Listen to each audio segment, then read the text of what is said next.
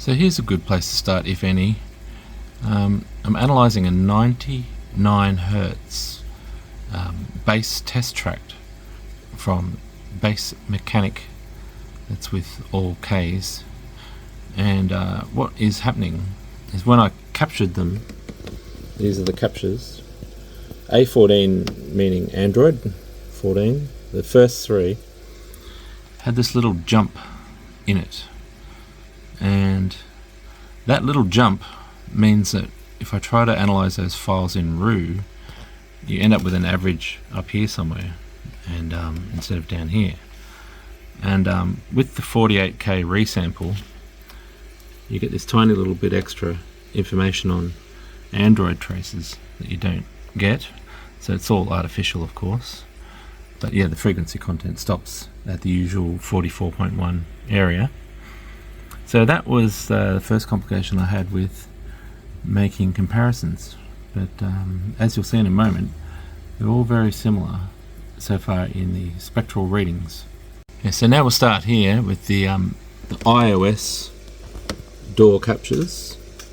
Now, still at the starts of files and the ends of files, you get that jump in the RTA FFT, jump and flat.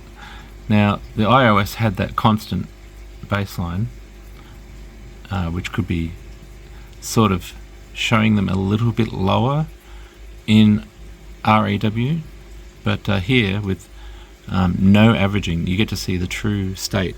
So these are only 5 seconds long anyway, but they don't have a jump in the middle, whereas the Android ones had jumps in the middle, and I don't know if that's just my DAC throwing out a less reliable sync, but yeah, we endeavoured to try and capture them all here in the same playing field here in the L version of Smart. So 44.1 is a definite hard cut-off at probably 20, 22. Now this one here, this is a special one. I haven't actually put it in for your enjoyment yet, but we may as well talk about it now. The Apple app in iOS and also in Android starts playing a lossy version of a track until it has enough buffer of the lossless version of the track. And for some tracks that'll be 5 seconds or so if you've never played it before in your life. If you're on, you know, outdoor 3G and it's not going so hot, that can be up to like 30 seconds, and you'll be listening to lossy music for a fair chunk. And it's not even a good swap over, because we can hear it when it goes this tiny little time jump. You know when it's done it, and that can also be verified in looking at the live bit meter when I'm streaming using my bit meter. So here we have, there's that lossy one. I captured it here for information sake. So it's one of the sort of benefits yet pitfalls of Apple. So the benefit is you get to hear your track as soon as you press forward, basically. And you'll notice on Qobuz and Tidal, you know, you got to wait 5 seconds or 10 seconds or whatever it is to hear your next track that you've never heard.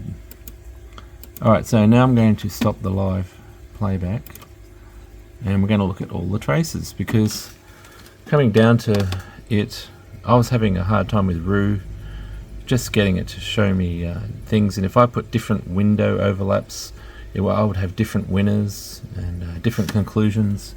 So right now you're seeing here a 0 dBFS 99 Hertz sine wave that I managed to find in the same quality on all 3 platforms. Other tests have had, you know, various qualities on different platforms, including the really low quality one, which was soon rubbed out by another test, where one of the 3 had a very high quality in that it was 24-bit. And I've had experience being a record label and a studio owner, that you can actually submit your 24-bit alongside with your 16 bits, and they'll be definitely 2 separate output products from the studio, and they get categorized and sent to the platforms, and they choose which one they're going to play. A lot of the times they didn't even choose our high-res versions and just went with the 16 bits, and some on Tidal eventually got around to putting in our 24-bit ones. But they also don't like having both, because that would like double up their entire catalogue and it would look messy. So yeah, watch out for if you're testing apples for apples and oranges for oranges. So here we have, I'll turn them all off and we'll start with the Androids. The Android Apple, the Qobuz Apple. We'll do that again. So here's the fundamental. Turning on and off the Qobuz. As you can see, you saw from the live trace how much they're jumping up and down. So I'd say they're pretty much identical. Tidal. Turning on and off Tidal. This is just the noise floor at minus 120. And I think that might even be with a 3 dB slope. I'm not sure what Smart is doing with that. So yeah, fundamental's the same. Noise floor is the same. So all three apps exactly the same in Android 14. Let's go to Apple, iOS. Turning on Qobuz, iOS. Fundamental, the same, turning on and off Qobuz. Qobuz is pink. So basically the same. You might even say that that is the only benefit of Qobuz, and I'll get to that in a minute. And here is Tidal, turning on and off Tidal. And that it has a very similar top, but I think that might just be a one-off. I'll verify that in a second.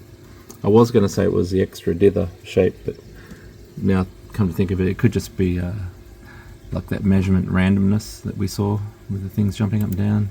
And Tidal, iOS. Everything is bang smack the same. So yeah, all three platforms, the streaming platforms on two different iOS and Android 14. Frequency response basically identical.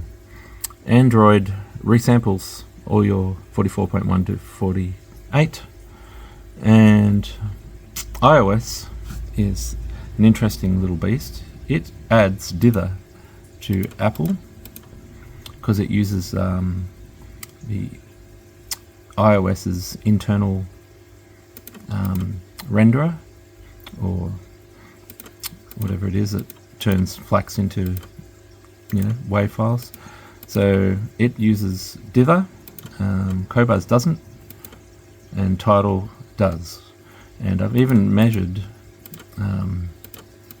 a file here. Did I put it here? No, I haven't put it here. Oh yeah, Apple Fix. So I've got a way of chopping off the dither. So here's Apple without and with. So yeah, I was thinking about that top end being the extra dither noise, and it's only showing up there in the very high frequencies really. And Qobuz was down there as well. So if I just leave Apple Fix and Qobuz are now the same, and Tidal Fix is down there. Yeah, so Tidal Fix and Tidal are pretty much the same. Tidal's dither was lower than Apple's, that's all I'm saying. And we're in the 24th bit, and we're down here at minus 120 from a 0 dBFS signal. So it's not something I really hear. I used to think that I could hear it, and it's mainly just in spatial cues. But yeah, I can't really swear by it.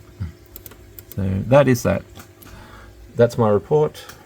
I was hoping to get you some REW shots, but they were not faithful, given that starts of files and ends of files make giant spectra and then they get averaged in.